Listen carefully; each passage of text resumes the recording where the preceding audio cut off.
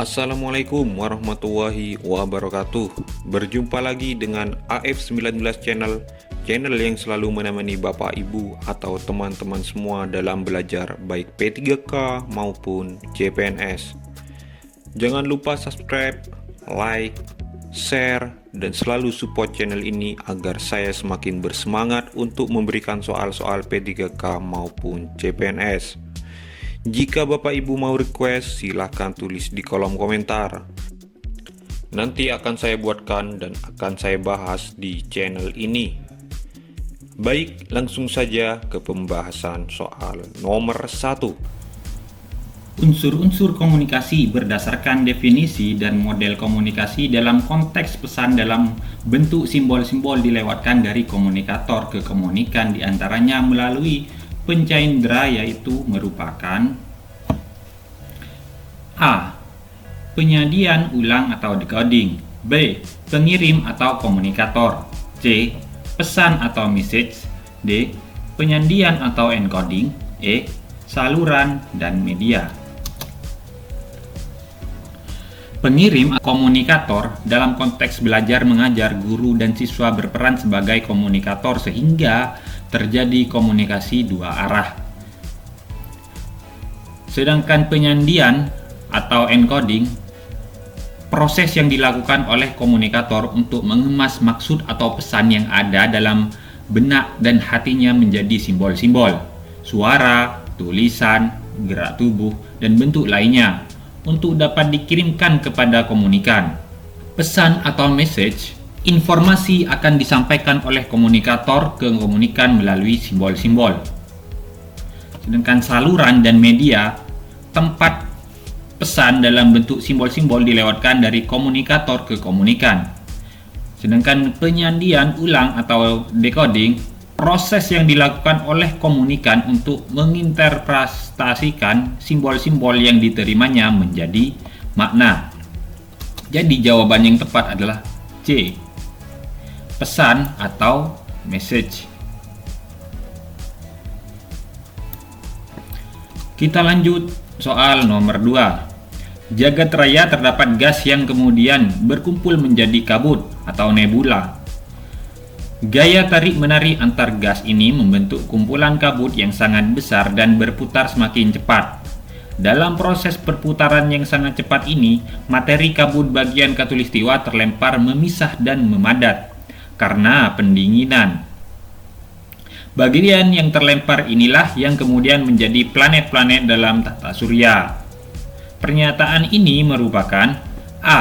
Planetesimal Theory. B. Steady State Theory. C. Nebular Theory. D. Big Bang Theory. E. Kabut Kans Laplace. Nebular atau hipotesis, teori yang dikemukakan oleh Immanuel Kant dan Pierre-Marquis de Laplace, menyatakan bahwa tata surya ini berasal dari sebuah kabut. Kabut ini tersusun dari debu, es, dan gas dengan kandungan hidrogen yang tinggi di dalamnya. Kabut ini disebut dengan nebula. Big Bang Theory berangkat dari pernyataan Limit Hubble melakukan pengamatan dan bisa mengemukakan bahwa bumi dan alam semesta ini bisa terbentuk karena adanya ledakan yang sangat besar. Nah, partikel yang dipancarkan dari ledakan tersebut mulai meleleh dan dipadatkan oleh gravitasi.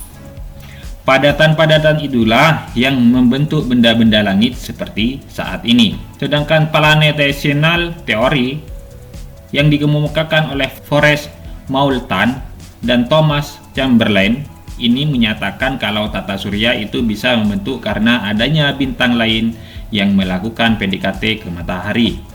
Nah, dari hasil PDKT tersebut berakibat permukaan matahari membentuk tonjolan-tonjolan dari gaya tarik yang disebabkan oleh bintang tersebut. State Theory atau yang disebut teori keadaan tetap, teori yang dikemukakan oleh Sir Fred Hoyle, Thomas Gold, dan Sir Herman Bendy ini bertolak belakang dengan teori Big Bang. Dalam teori keadaan tetap ini, alam semesta selalu tampak sama dari sejak awal dan tidak akan berakhir. Jadi jawaban yang tepat adalah C. Nebular teori. Kita lanjut nomor 3. Penilaian sikap yang tergolong dalam dimensi belajar yang dikembangkan dalam membantu peserta didik mengembangkan berpikir kritis dan kreatif adalah yang A. Menggunakan pengetahuan secara bermakna, B. Memperoleh dan mengintegrasikan pengetahuan, C. Habits of mind atau perilaku berpikir, D. Sikap dan persepsi, E. Memperluas dan menyaring pengetahuan. Menurut Marzano dan Pickering, terdapat 5 dimensi belajar, yaitu sikap dan persepsi. Peran guru dalam dimensi belajar membantu peserta didik mengembangkan sikap dan persepsi positif tentang iklim belajar di kelas, yaitu perasaan diterima baik oleh guru maupun teman sebaya. Dan yang kedua, percaya diri dan sikap menerima orang lain. Dan yang kedua, membantu peserta didik mengembangkan sikap dan persepsi positif tentang tugas-tugas belajar di kelas. Yang pertama, menerima tugas sebagai suatu hal yang menarik dan bernilai. Dan yang kedua, mempercayai kemampuan untuk menyelesaikan tugas. Dan yang ketiga, memahami tugas dengan jelas.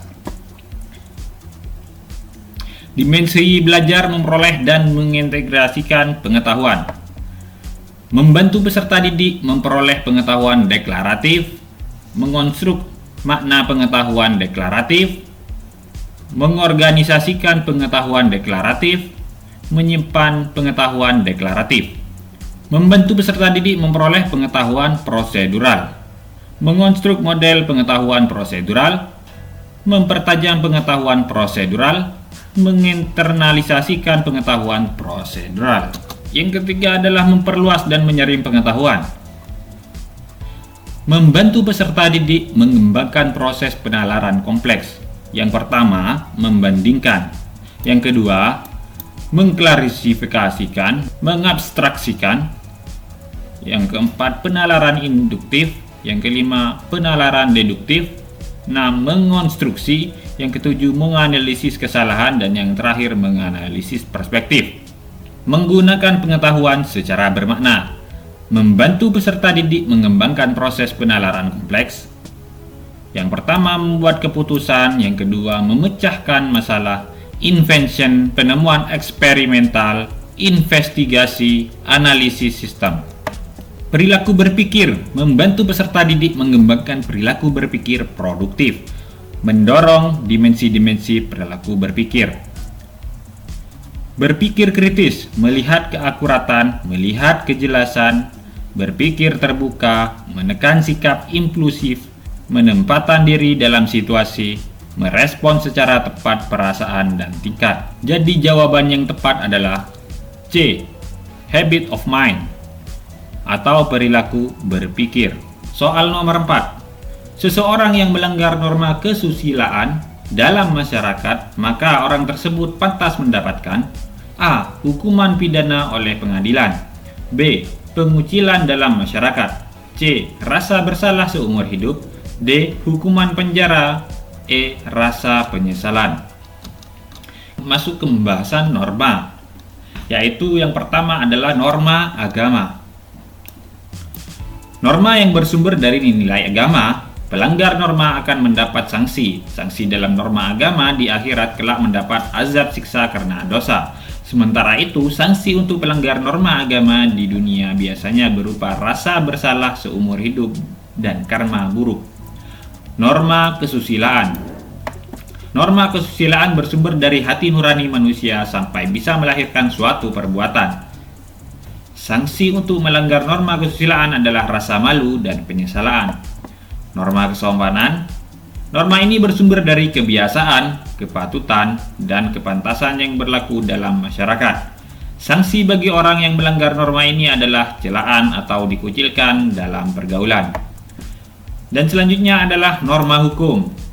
Peraturan yang dibuat oleh lembaga resmi negara. Sanksi pelanggaran norma hukum bisa berupa hukuman penjara dan denda. Jadi jawaban yang tepat adalah E. Rasa penyesalan. Karena yang ditanyakan di sini adalah seorang yang melanggar norma kesusilaan. 5. Soal nomor 5. Penggalan cerita fantasi di bawah ini. Di zaman dahulu, di suatu hutan yang lebat, seekor kerbau bersahabat baik dengan gajah. Mereka selalu bersama-sama mulai dari bermain sampai mencari makan di padang rumput. Suatu hari, saat mereka bermain di padang rumput, tiba-tiba raja raksasa datang. Tokoh utama cerita di atas adalah A. Gajah, kerbau, dan raja raksasa. B. Gajah. C. Kerbau. D. Raja raksasa. E. Gajah dan kerbau. Kita bahas. Tokoh utama adalah tokoh yang memiliki peran penting dalam sebuah cerita. Hal-hal yang dialami oleh tokoh utama menjadi kisah yang ditampilkan dalam cerita itu. Tokoh tambahan adalah tokoh yang kemunculannya dimaksudkan untuk menghidupkan cerita atau mempermanis cerita. Letak perbedaan. Ada frekuensi kemunculan, dan yang kedua waktu kemunculan, yang ketiga karakter penokohan. Dan tokoh utama yaitu ada sering muncul dalam cerita dari awal sampai akhir cerita. Biasanya protagonis. Tokoh tambahan hanya sesekali muncul di tengah-tengah, biasanya antagonis atau penengah. Jadi jawaban yang tepat adalah E. Gajah dan kerbau. Soal nomor 6, baca dan analisislah penggalan teks argumentasi berikut. Jumlah anak jalanan di kota-kota besar semakin hari semakin bertambah. Mereka memenuhi jalan-jalan utama di pusat kota dengan segala tingkah dan aksinya. Berbagai macam cara mereka lakukan agar dapat bertahan hidup di jalanan. Dari cara yang sopan hingga yang paling brutal, mereka berkeliaran di jalan dan mencari hidup dengan cara meminta-minta. Fenomena seperti ini mulai tampak menggejala ketika krisis ekonomi melanda negara kita. Krisis yang berkepanjangan menjadi penyebab kesulitan hidup di segala sektor atau bidang. Analisislah teks tersebut, kemudian tentukan karakteristik teks argumentasi yang tergambar di dalam teks, yaitu bersifat A. Mempengaruhi, B. Fakta, C. Akibat sebab, D. Sebab akibat, dan E. Perbandingan. Karakteristik teks argumentatif berisikan pandangan, pendapat, dan keyakinan sang penulis terhadap permasalahan. Memiliki data faktual yang digunakan untuk meyakinkan para membaca.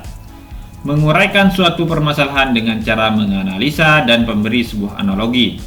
Diakhiri dengan kesimpulan, yakni berupa pendapat yang lebih luas, bukan merupakan penegasan ulang topik utama. Yang pertama, paragraf argumentasi sebab akibat. Paragraf argumentasi sebab akibat diawali dengan pendapat yang berupa sebab-sebab dari suatu permasalahan tertentu yang akhirnya diarahkan pada suatu kesimpulan universal dan dinamakan dengan akibat dari sebab-sebab tersebut. Dan yang kedua, paragraf argumentasi akibat sebab diartikan sebagai kebalikan dari pengembangan paragraf argumentasi dan berpola sebab akibat. Untuk paragraf argumentasi akibat sebab, pengembangannya diawali dari menjabarkan suatu kondisi dan merupakan efek dari sebuah permasalahan. Jadi jawaban yang tepat adalah C. Akibat sebab. Soal nomor 7. Hak untuk meninggalkan kewarganegaraan tertentu disebut A. Sistem aktif, B. Sistem pasif, C. Hak untuk menolak, D. Tanpa kewarganegaraan, E. Hak opsi. Kita bahas kewarganegaraan. Stelsel aktif sendiri merupakan seseorang yang harus melakukan tindakan hukum dengan aktif untuk menjadi warga negara. Stelsel pasif adalah orang yang secara otomatis dianggap sebagai warga negara tanpa melakukan tindakan hukum apapun.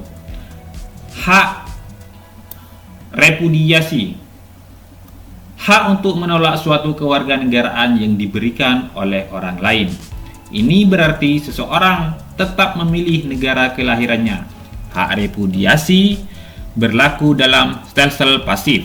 Hak repudiasi dapat dipilih seorang yang hendak melepaskan salah satu status kewarganegaraan karena orang tersebut memiliki status bipatriot atau kewarganegaraan gender. Jadi jawaban yang tepat adalah C. Hak untuk menolak. Soal nomor 8. Faktor pendorong perubahan masyarakat dan kebudayaan yang berencana antara lain: A. Tantangan zaman. B. Tertutup terhadap pembaruan. C. Kurang suka kerja keras. D. Hubungan timbal balik. E. Berprasangka terhadap pembaruan.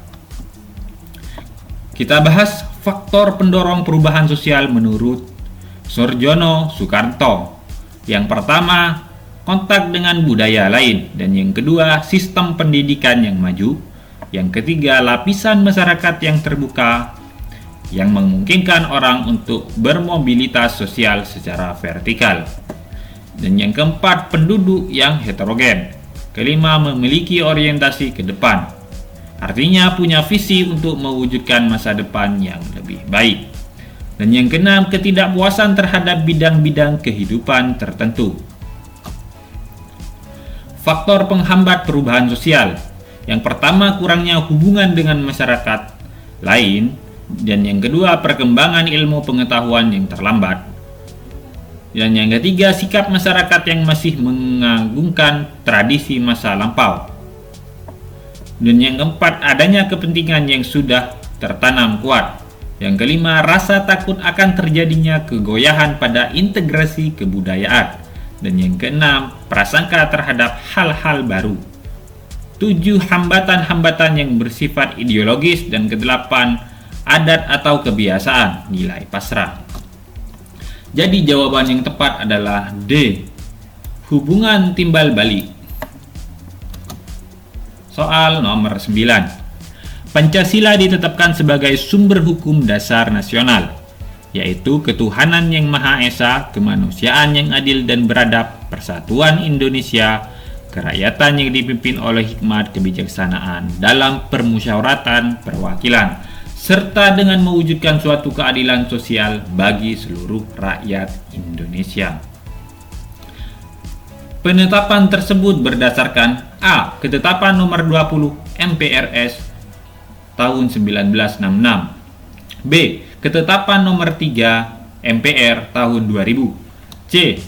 Ketetapan nomor 3 MPR tahun 1998. D. Ketetapan nomor 4 MPR tahun 1999. E. Ketetapan nomor 5 MPR tahun 2000.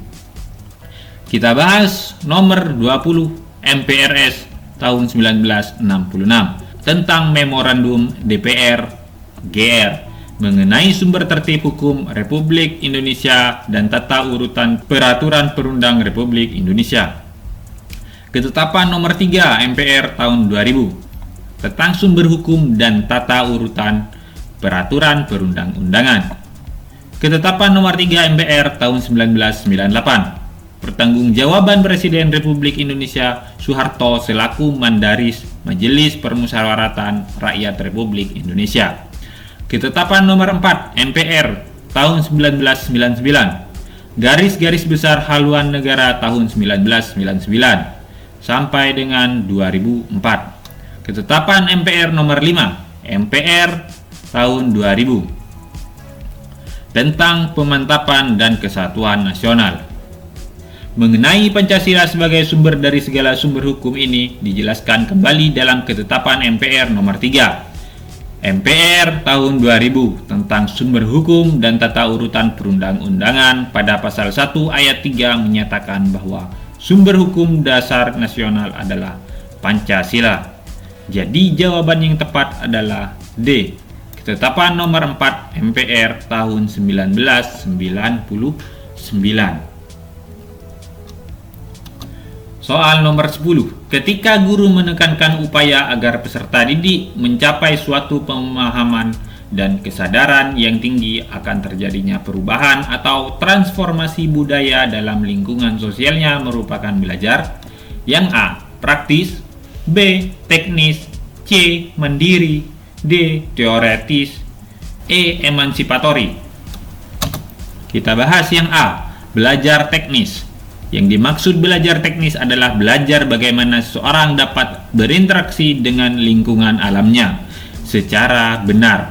Pengetahuan dan keterampilan apa yang dibutuhkan dan perlu dipelajari agar mereka dapat menguasai dan mengelola lingkungan alam sekitarnya dengan baik. Oleh sebab itu, ilmu-ilmu alam atau sains amat dipentingkan dalam belajar teknis. Dan yang B, belajar praktis. Sedangkan yang dimaksud belajar praktis adalah belajar bagaimana seseorang dapat berinteraksi dengan lingkungan sosialnya, yaitu dengan orang-orang di sekelilingnya dengan baik. Kegiatan belajar ini lebih mengutamakan terjadinya interaksi yang harmonis antara sesama manusia. Untuk itu, bidang-bidang ilmu yang berhubungan sosiologi, komunikasi, psikologi, antropologi, dan semacamnya amat diperlukan. Dan yang C, belajar emansipatoris. Belajar emansipatoris menekanan upaya agar seorang mencapai suatu pemahaman dan kesadaran yang tinggi akan terjadinya perubahan atau informasi budaya dalam lingkungan sosialnya. Jadi jawaban yang tepat adalah E, emansipatori. Terima kasih telah menonton video ini dari awal sampai akhir. Semoga Bapak Ibu lulus P3K tahun ini. Jangan lupa subscribe, like, komen, dan jangan lupa share. Assalamualaikum warahmatullahi wabarakatuh.